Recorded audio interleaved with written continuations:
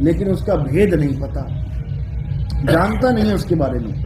इसी प्रकार जब बोला जाता है कि परमात्मा घट घट में है, तो हमें ये घट दिखाई देने लग जाता है कि परमात्मा कहाँ है, इस घट में है।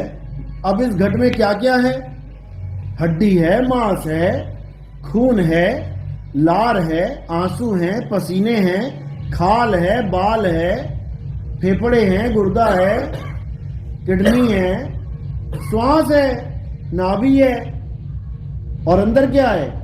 ज्योत जल रही है, प्रकाश है, अंधकार भी है। देखो आंखें बंद करके, अंधकार है, और जब अंदर ज्योत जग जाएगी तो प्रकाश है। ये सब इसी के अंदर है। अब इसमें जो जिसको मिला वो उसी को परमात्मा मान बैठा। किसी को प्रकाश दिखाई दे गया, वो कहता यही परमात्मा है, लिख दिया गॉड इज लाइट।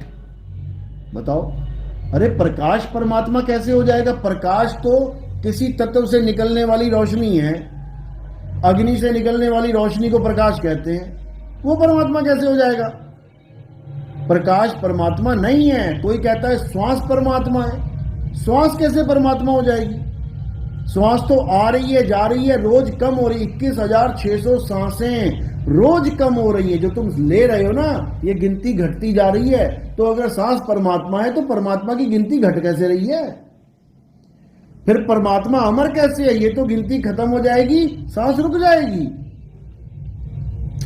इसीलिए कबीर साहब समझा रहे हैं कि जब तक तुम्हें भेदी गुरु नहीं मिल गया, जो तुम्हें भेद समझा दे परमात्मा कैसा है, क्या है, तब तक याद रखना कि तुम्हें बहुत कुछ मिल सकता है, लेकिन सब कुछ नहीं मिलेगा। बहुत कुछ यानी अंदर कुछ भी मिल जाए। अंदर तुम सपनों में देखते रहो बड़े बड़े महल, बड़े बड़े राजमहल, सपनों में लॉटरियां भी लग जाती हैं, लेकिन वो किसी काम की नहीं है। इसी प्रकार अंदर तुम्हें सपने में ही, सूक्ष्म शरीरों में तुम्हें ज्योत भी दिखेगी, प्रकाश भी दिखेगा, माया भी दिखेगी, बड़े बड़े राजमहल भी दिख जाएंगे, बड़े बड़े लोक दिख जाएंगे, गोलोक, ब्रह्म लोक, शिव लोक, सतलोक, अलख लोक, अगम लोक, अनामी लोक, दुनिया भर के लोक जिनकी महिमा गाते हैं लोग मंदिरों में कि तुम्हें स्वर्ग मिल जाएगा। नरक कहाँ? किसने देखा स्वर्ग नरक? इसी में दिखाई देता है। जब तुम सपनों में किसी राजमहल में घूम रहे होते हो, वो स्वर्ग है।